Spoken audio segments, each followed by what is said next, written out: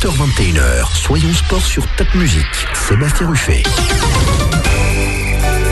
Bonsoir à tous, bienvenue dans Soyons Sport, votre émission de sport tous les lundis soirs à 20h sur Top Music, le sport alsacien vu autrement et ce soir plus que jamais. Invité principal Ahmed Rifai, ce boxeur d'origine libanaise, licencié à Schiltigheim, a décidé de donner de son temps et de son énergie pour former de jeunes passionnés palestiniens. Entre ses entraînements de préparation au grand championnat, Rifai multiplie les contacts et les déplacements sur place pour mettre en place un processus de formation vers le haut niveau. Entretien passionnant à vivre dans quelques instants. Sport mineur, le baseball fait son entrée dans Soyons Sport. 3 joueuses strasbourgeoises viennent de décrocher leur sélection en équipe nationale. L'occasion pour nous de faire un focus sur la discipline dans la région. Les amateurs de football sont gâtés en ce moment avec les 8e de finale de la Ligue des Champions. Mais qu'en pensent les joueurs du Racing?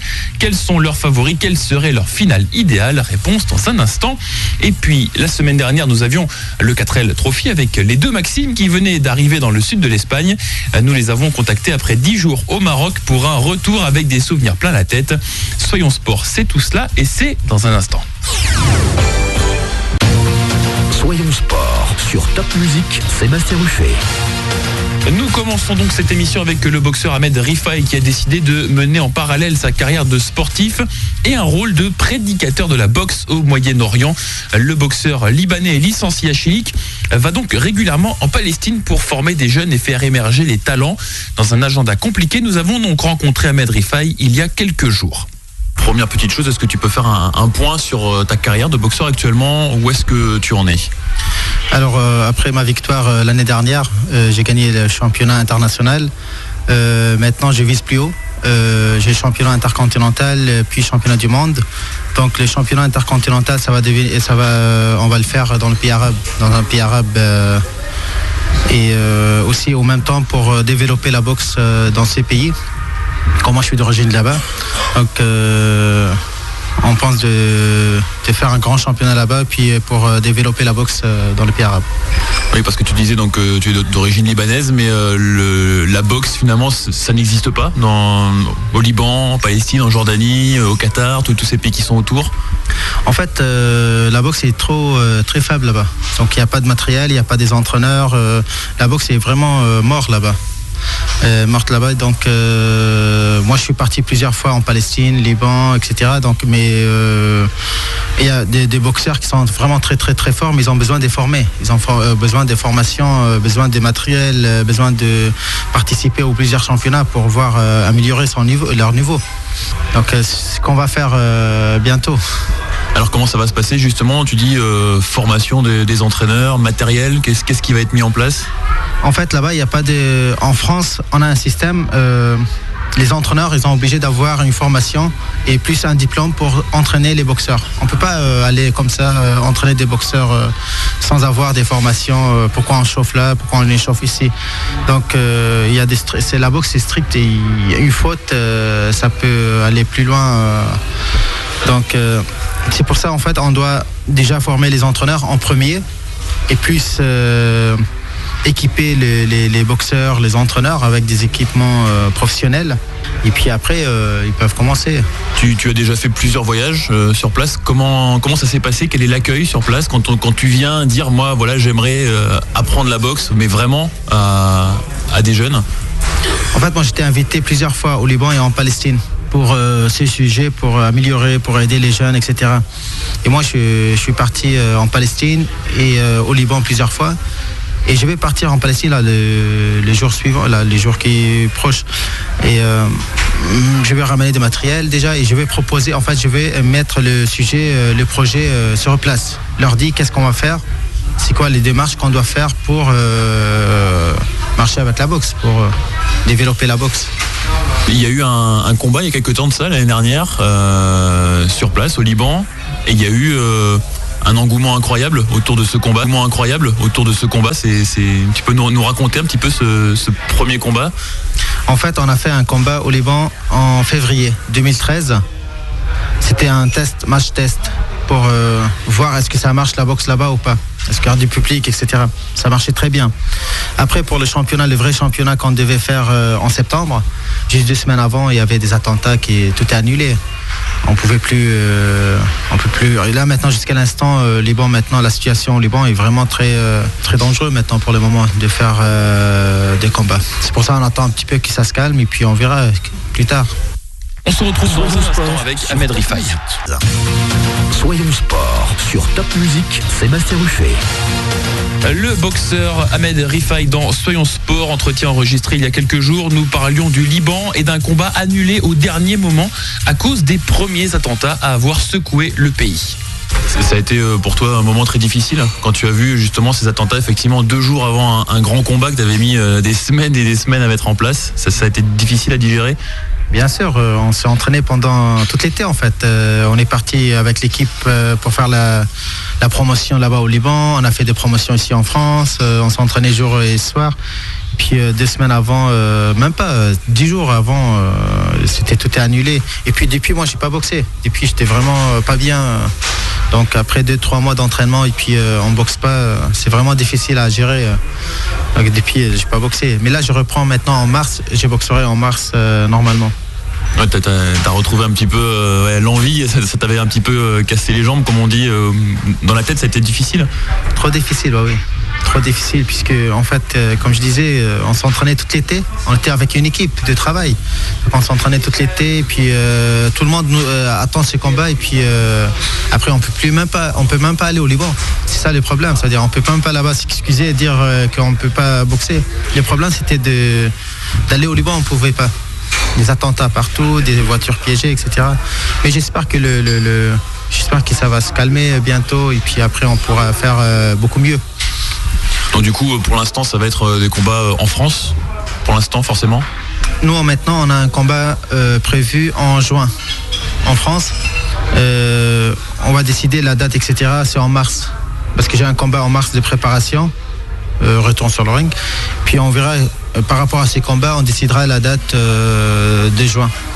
Et puis on a un grand championnat en septembre. Et ces championnats, ça va être le championnat du monde que je vais faire. Et on verra aussi ça sera où exactement, on ne sait pas encore. Puis tout dépend du combat de juin, un combat intercontinental juste avant le championnat du monde. Tout dépend si on gagne ou pas. Qu'est-ce qu'on peut faire avec ces combats. Mais j'espère que ça va passer bien. Pour moi, je suis bien préparé maintenant. Je suis plus qu'il faut préparer. Et puis tout ce qui me manque, c'est le ring, de monter sur le ring et prouver ce que je suis dans le cœur. Oui, parce que c'est là ta place. Voilà, ça va placer sur une goelle. Un mot également sur ce que tu disais. Alors évidemment, tu œuvres beaucoup sur place pour les jeunes au Proche-Orient, au Moyen-Orient, mais aussi auprès de la jeunesse tout simplement chilicoise, strasbourgeoise. Tu passes souvent le message que si on a envie, si on a des rêves et qu'on veut les accomplir, on peut le faire. C'est aussi ce message-là que tu passes à quelque part, j'ai envie de dire, à travers le monde. Tout à fait, en fait. Parce que moi, quand je suis venu en France, en fait, le système français m'a aidé beaucoup à monter sur le ring, à m'entraîner, etc. Donc, ce système, c'est comme... c'est grâce à ce système que je suis là où je suis. Et maintenant, je veux faire les mêmes choses dans les pays arabes, en Palestine, au Liban, etc. Donc, c'est pour ça, en fait, pour le moment, je m'en occupe de l'équipe palestinienne de boxe. Je vais le monter. Et déjà, en fait, il y a plusieurs démarches parce que là, il faut les préparer des zéros. Déjà, il faut préparer leurs entraîneurs, les équiper, participer aux plusieurs championnats. Dans ce projet, en fait, il faut entraîner l'équipe palestinienne avec moi. Ils vont s'entraîner avec moi professionnellement. Et puis, il y aura 2-3 boxeurs aussi pro là-bas. Et puis, 6 boxeurs amateurs. A tout de suite sur Top Music. Soyons sport sur Top Music, Sébastien Ruffet.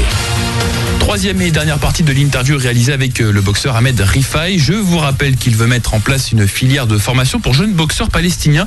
Un processus qui prendra du temps et pas question pour le Libanais de confronter tout de suite les Palestiniens aux boxeurs français ou chilicois. Chez nous en France, les niveaux des boxeurs chez nous sont des hauts niveaux.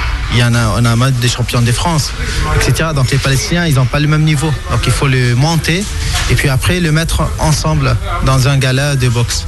On ne peut pas le faire tout de suite affronter, sinon les Palestiniens ils vont être déçus, trop déçus. Il faut les entraîner, les préparer, etc. Et après le mettre dans un gala. en face. Un mot sur la médiatisation de ce que tu fais. Tu me disais tu es suivi sur place par notamment Al Jazeera Sport, qui est une chaîne énorme. En fait, nous avant qu'on a eu l'accord et tout, on a demandé la couverture médiatique de grandes chaînes arabes. Donc là-bas, il nous a proposé Al Jazeera Sport et d'autres chaînes locales. Donc tout de suite, on a fait l'accord avec cette chaîne et en fait, parce que la boxe, il faut toujours des médias. Ça veut dire si on gagne championnat du monde, il n'y a pas de médias, personne ne va connaître ces champions. Personne ne va les contacter, personne ne va les connaître, etc. Donc il faut déjà les médias en premier. Et pas n'importe quel média. Il ne faut pas un média local, il faut un média mondial. Pour que ces boxeurs puissent monter encore plus haut. Il peut aller aux États-Unis, il peut aller en Europe, il peut aller au Canada, etc.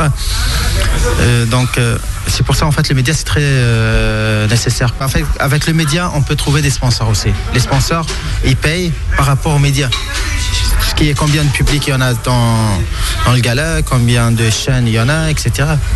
Et justement, tu parles d'audience. Est-ce que tu sens qu'il y a une attente du public dans ces pays-là, qu'on aime la boxe, même si on la pratique pas forcément comme on peut la pratiquer ici en France ou en Europe?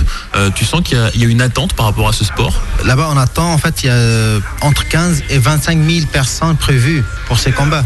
Nous, on a fait un match test au Liban, la salle était complète et il n'y avait plus de place. Les gens même, ils étaient autour de la salle.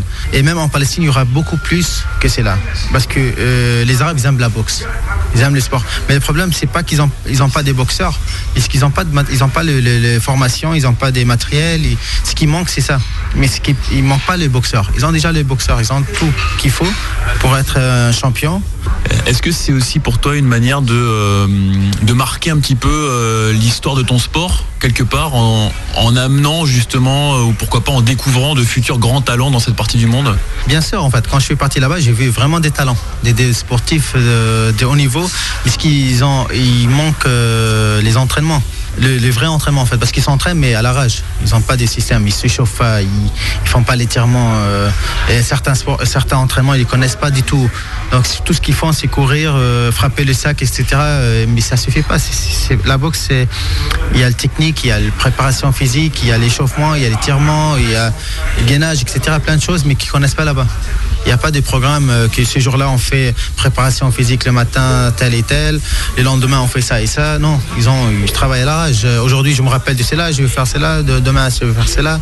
Et aussi là-bas en fait ils n'ont pas le régime alimentaire. Ça, c'est les plus importants aussi dans la boxe, qui ne connaissent pas du tout, ils mangent comme ça, non. Aussi ils mangent beaucoup mais ils ne savent pas quoi manger. Et ça c'est en fait pas bien. Il faut aussi s'occuper de l'alimentation, c'est très important. La boxe, il faut travailler le cerveau. On a des travails comme les sudoku, les jeux de réflexion. En fait, c'est très important pour un boxeur. Il faut travailler cela avant les entraînements dans le club. Voilà pour cet entretien passionnant que nous a accordé Ahmed Rifai, où quand l'altruisme s'invite dans un sport individuel, le sport co, ce sera dans un instant avec du baseball. Et oui. Soyons sport sur Top Music, Sébastien Ruffet. Place donc au baseball et au softball, une discipline qui essaye de se développer et de se faire connaître dans la région. 3 joueuses des Outlaws ont été sélectionnées en équipe de France. À l'occasion de rencontrer Juliette Marchioni, retenue pour l'Euro Espoir qui aura lieu cet été, et l'entraîneur Gauthier Charéron. Alors on va commencer avec Juliette, donc à nouveau sélectionnée dans le groupe France, chez les juniors. Est-ce que tu peux déjà nous dire un petit peu comment tu es arrivé au baseball, quel parcours sportif t'a amené à pratiquer ce sport? Alors j'ai commencé à 13 ans et puis j'ai eu un stage de softball, donc on m'a proposé d'essayer, c'est à peu près le même sport, alors je me suis dit pourquoi pas, et puis on m'a parlé des équipes de France cadettes, et j'ai testé les sélections et puis j'ai été sélectionnée. Donc en 2011 j'ai été pour la première fois en équipe de France cadette, on était allé faire un championnat d'Europe en Belgique, et en septembre 2011 j'ai intégré le pôle France qui est à Boulouris, donc très loin de chez moi, et puis j'y suis restée pendant 2 ans. J'ai été resélectionnée, mais cette fois-ci en junior pour les championnats d'Europe. Qu'est-ce qui te plaît dans cette discipline par rapport à une autre? Tu as pratiqué le judo auparavant, tu es venu vers le baseball, qu'est-ce qui te plaît? J'aime beaucoup ce sport parce qu'en fait, on bouge beaucoup, on court pas mal et puis surtout c'était la batte qui me plaisait au début. C'était vraiment quelque chose que j'avais envie de faire, envie d'essayer. C'est un sport d'équipe mais tout en étant finalement individuel. Par exemple, quand on est à la batte, on est vraiment tout seul. On court beaucoup, on utilise ses bras, on lance, on frappe aussi, ça c'est bien. C'est un sport qui défoule? Oui, beaucoup. Quand on frappe surtout. Après le bac, c'était pas mal. Le fait que les gens ne connaissent pas cette discipline, ça te perturbe, ça t'embête? T'es obligé de toujours expliquer parce que c'est vrai qu'il y a quand même un manque de médiatisation clair sur ces disciplines-là en France, quoi. Je trouve qu'il y a un problème, que c'est pas normal qu'on connaisse pas ce sport. Il est quand même génial, sinon je le ferais pas. Je comprends pas pourquoi c'est pas un sport qui est connu en France, vu qu'aux États-Unis c'est un sport connu, au Japon c'est un sport connu, dans le reste de l'Europe c'est un sport connu. Alors pourquoi pas en France? Je sais pas. Ça m'embête un peu, mais c'est comme ça. On va continuer avec Gauthier Charéron qui est entraîneur de cette équipe strasbourgeoise. Alors je dis strasbourgeoise mais c'est un peu plus que ça, hein. C'est une équipe qui est vraiment alsacienne parce que les conditions d'entraînement actuellement font que c'est un petit peu éparpillé, on va dire. Oui, on est obligé de bricoler en fonction des infrastructures. Donc on a des matchs sur Gespolsheim Village par exemple au niveau du softball mixte. Après au niveau du baseball c'était jusqu'à maintenant côté allemand, dans le championnat allemand sur le terrain de Kiel. Donc là cette année on va faire un retour en France au niveau du régional en R1. Donc on inscrira 2 équipes de baseball en France, une équipe de softball mixte et depuis 2 ans il y a aussi une équipe de softball féminine, donc uniquement des filles. Ça a été repris par Sébastien Achard il y a 2 ans et on sent les résultats notamment sur la sélection des filles, quoi. Elles ont vraiment pris conscience qu'elles pouvaient faire des choses ensemble et puis d'ailleurs elles sont plus nombreuses aussi aux entraînements, plus d'implication, donc tout le monde en retire les bénéfices maintenant.